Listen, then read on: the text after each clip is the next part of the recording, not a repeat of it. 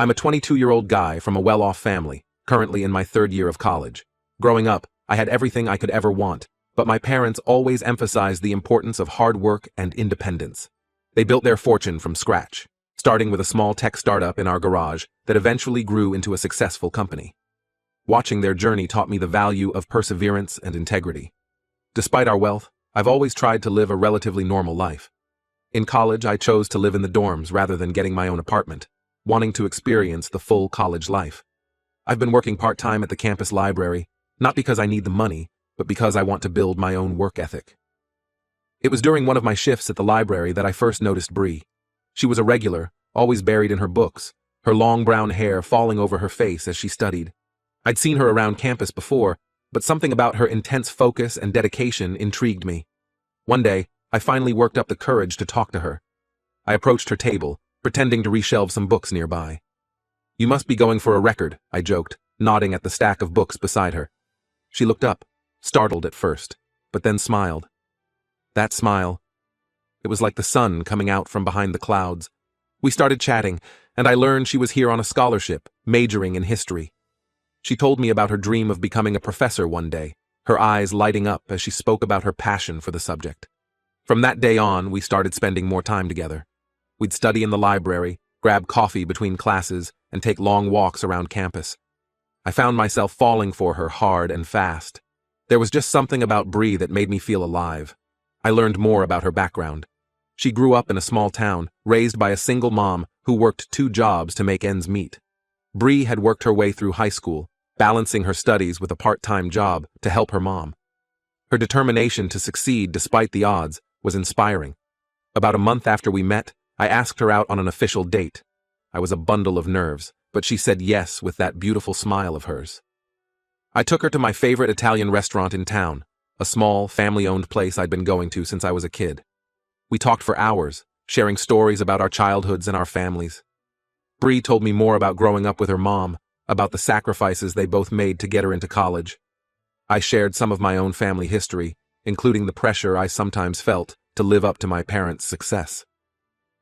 As the weeks turned into months, Bree and I became inseparable. We were officially a couple, and I was happier than I'd ever been. I introduced her to my friends, and she fit right in. Everyone loved her bubbly personality and quick wit. I even brought her home to meet my parents during spring break. I was nervous about how they'd react, knowing how judgmental they could be sometimes. But to my surprise and relief, they welcomed Bree with open arms. My mom even pulled me aside to tell me how much she liked her, saying Bree reminded her of herself when she was younger. Everything seemed perfect. Bree and I were talking about our future together, making plans for the summer and beyond. I thought I had found the one. But then, about 5 months into our relationship, something happened that shook my world. I was walking downtown one Saturday afternoon, planning to pick up a gift for Bree's upcoming birthday. I had been saving up from my library job to buy her a beautiful necklace I'd seen her admiring in a shop window a few weeks back. As I passed by a small cafe, I glanced inside and saw something that made me stop in my tracks. Sitting at a corner table were Bree and Mr. Johnson, our young, unmarried history professor. That itself wasn't too strange. Professors and students sometimes met outside of class. But what alarmed me was Bree's body language. She was hunched over, clearly crying, while Mr. Johnson had his hand on her shoulder, comforting her. I stood there for a moment, frozen, unsure of what to do. Part of me wanted to burst in and demand answers, but I held back. Instead, I waited outside until they left, making sure they didn't see me. That night, when Bree came over to my apartment, I asked her about what I'd seen. She seemed surprised at first, then explained that she'd had a panic attack while out running errands. She said Mr. Johnson happened to be at the cafe and noticed her distress, so he comforted her until she calmed down. I wanted to believe her, but something felt off. "Why were you alone at a cafe if you were running errands?" I asked. "And was it just a coincidence that Mr. Johnson was there?" Bree's face crumpled, and she started crying again. Without another word, she grabbed her bag and left my apartment. I spent the next few days in a haze of confusion and worry. Bree wasn't returning my calls or texts. When I saw her in class, she avoided eye contact. I tried to focus on my studies, but my mind kept replaying that scene in the cafe. As the days passed, I started noticing things I hadn't before. Bree and Mr. Johnson seemed to have a lot of hushed conversations before and after our history class. Once, I saw them walking together on campus, deep in discussion. I didn't want to be the jealous, suspicious boyfriend, but I couldn't shake the feeling that something wasn't right. The Bree I thought I knew wouldn't keep secrets from me. We'd always been open and honest with each other, or so I'd believed. After about a week of this, I decided I needed answers. I reached out to Bree's best friend, Emma, hoping she might have some insight into what was going on. Emma and I had become friends too over the past few months, often hanging out as a group with Bree. Emma agreed to meet me for coffee. When she arrived, I could tell something was wrong. Her eyes were red and puffy, like she'd been crying. We sat down, and I gently asked her if she knew what was going on with Bree. Emma burst into tears. Between sobs, she told me something that turned my world upside down. Bree was pregnant, and she suspected Mr. Johnson was the father. I felt like I'd been punched in the gut. My mind was reeling, trying to process this information. How could this be happening? When had Bree and Mr. Johnson? How long had this been going on? I thanked Emma for her honesty and left the cafe in a daze. I needed to talk to Bree. I needed to hear the truth from her. I called Bree and asked her to meet me at my apartment. When she arrived, I could see the fear and guilt in her eyes. Before I could say anything, she blurted out, "I'm pregnant." I nodded, telling her I already knew. Then I asked the question that was burning in my mind. "Is it Mr. Johnson's?" Bree's eyes widened in shock. "What? No!" she exclaimed. "It's yours. I've been talking to Mr. Johnson because I needed advice. I was scared to tell you." I wanted to believe her, but after everything that had happened, I wasn't sure what to think. I told her I was hurt that she hadn't come to me first, if the baby was indeed mine. We were supposed to be partners, facing life's challenges together. Despite my confusion and pain, I told Bree that if the baby was mine, I was willing to step up. I said I would marry her and take on the responsibilities of fatherhood, but given the circumstances, I also said I wanted a paternity test. Bree's reaction to this was strange. She seemed hesitant, almost reluctant. This only fueled my suspicions further. I'm writing this post because I don't know what to do. I love Bree, or at least I thought I did, but now I feel like I don't really know her at all. Am I wrong for wanting a paternity test? Should I believe her explanation about Mr. Johnson? Any advice would be appreciated. Update 1. Thank you all for your support and advice on my original post. The past few weeks have been an emotional roller coaster, and I'm grateful for this community's guidance. After my conversation with Bree, I knew I needed more information. The next day, I decided to talk to Mr. Johnson directly. I've always respected him as a professor. He's young, probably in his early 30s, and has a way of making history come alive in his lectures. I've taken several of his classes over the past couple of years, and he's always been professional and approachable. I caught him after class and asked if we could speak privately. We went to his office, a small room cluttered with books and historical artifacts. I'll never forget the look on his face when I told him what Bree had said, that she was pregnant with my child, but had been seeking his advice. Mr. Johnson's expression was a mix of surprise and, was that relief? Then he said something that knocked the wind out of me. "If Bree told you the child is yours, then I'm afraid she hasn't been honest with you." I stood there, stunned. Mr. Johnson went on to explain that Bree had come to him a few weeks ago, claiming she was pregnant with his child. He said he had been trying to help her figure out her options, but he was certain they had never been intimate. My head was spinning. I told Mr. Johnson about my plan to get a paternity test, and he nodded, saying it was probably for the best. Before I left his office, he apologized for not coming to me sooner, saying he had been trying to protect Bree's privacy while also figuring out the truth himself. I left the campus in a daze, trying to process everything. Bree had lied to me, she had lied to Mr. Johnson. But why? What was really going on? I called Bree and asked her to meet me at my apartment. When she arrived, I could see the fear in her eyes. She must have known something was up. I told her everything Mr. Johnson had said. Bree broke down, sobbing and shaking. She kept saying she was sorry, but she wouldn't explain what was really going on. I tried to stay calm, even though I was hurt and angry. I told Bree that if she wanted any support from me, emotional or financial, she needed to agree to a paternity test. She was reluctant at first, but when I stood firm, she finally agreed. The next few days were tense. Bree and I barely spoke as we waited for the results. I threw myself into my studies, trying to distract myself from the chaos my life had become. I couldn't help but think back to the beginning of our relationship. Had it all been a lie? I remembered how Bree had told me about her struggles growing up, how hard she and her mom had worked to get her into college. I had admired her so much for that. Now, I wondered if even those stories were true. I also thought about my own family. I hadn't told my parents what was going on yet. They had liked Bree so much when they met her. How would they react to all of this? My friends tried to be supportive, but I could tell they were shocked too. They had all thought Bree was great. Emma, Bree's best friend, was especially upset. She felt guilty for telling me about the pregnancy, but I assured her she had done the right thing. Finally, after what felt like an eternity, the results of the paternity test came back.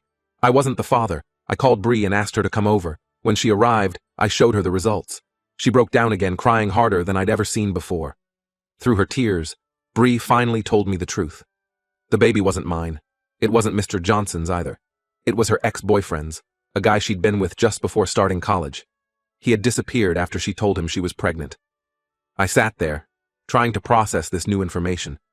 Part of me was relieved that I wasn't going to be a father at 22, but a bigger part of me was hurt and angry. Bree had lied to me for months. She had used me, used Mr. Johnson, all in some misguided attempt to find support for her baby. I asked her why she hadn't just told me the truth from the beginning. She said she was scared and didn't know what to do. She thought if she could convince me the baby was mine, I would support her. When that didn't work, she tried the same thing with Mr. Johnson. I told Bree I needed time to think. I asked her to leave and she did, still crying. Now I'm sitting here, trying to figure out what to do next. I don't think I can forgive Bree for her lies, but I also know she's in a difficult situation. Part of me wants to help her, but another part feels like I've already been manipulated enough. I'm not sure what my next steps should be. Should I tell the university about what happened with Mr. Johnson?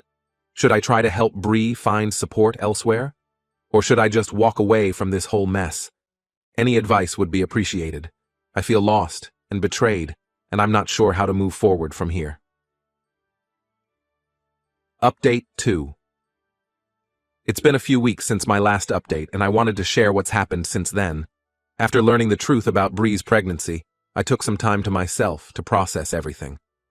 I didn't contact Bree, and she didn't reach out to me either. I focused on my studies and spent time with my friends, trying to get back to some semblance of normalcy. But the situation with Bree and Mr. Johnson was still weighing on me. I felt like I couldn't just let it go, especially since Mr. Johnson had been dragged into this mess too. After careful consideration, I decided to report the incident to the university's ethics committee. I met with the committee and told them everything that had happened. They took my statement seriously and assured me they would investigate the matter thoroughly. They also provided me with resources for counseling, which I'm considering. A few days after my meeting with the ethics committee, I received a call from Emma, Bree's best friend. She had more information about what had been going on with Bree. According to Emma, Bree had been struggling financially more than she let on. Her scholarship didn't cover all her expenses, and her part-time job wasn't enough to make ends meet. She had been looking for ways to secure her future.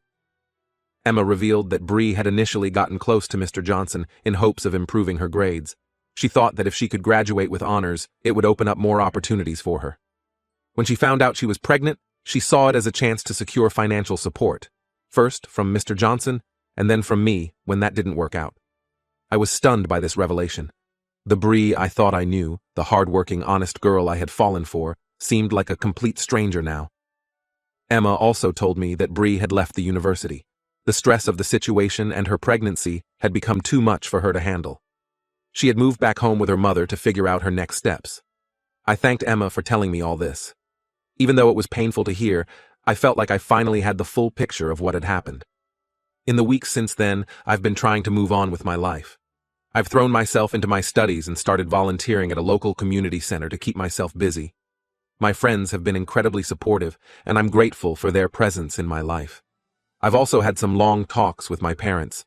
They were shocked and disappointed when I told them what happened, but they've been there for me every step of the way. My dad, in particular, has been a great source of support. He shared with me a story from his own college days, about a relationship that ended badly and how he learned from it. His words have helped me put things in perspective. As for Bree, I haven't heard from her since the day I showed her the paternity test results. Part of me is curious about how she's doing, but I know it's best for both of us if we don't have any contact. The university's ethics committee concluded their investigation. They found that while Mr. Johnson hadn't done anything explicitly wrong, they recommended he undergo additional training on maintaining professional boundaries with students. I'm glad the situation was taken seriously, even if the outcome wasn't as dramatic as it might have been. I'm still processing everything that happened, and I know it will take time to fully heal from this experience.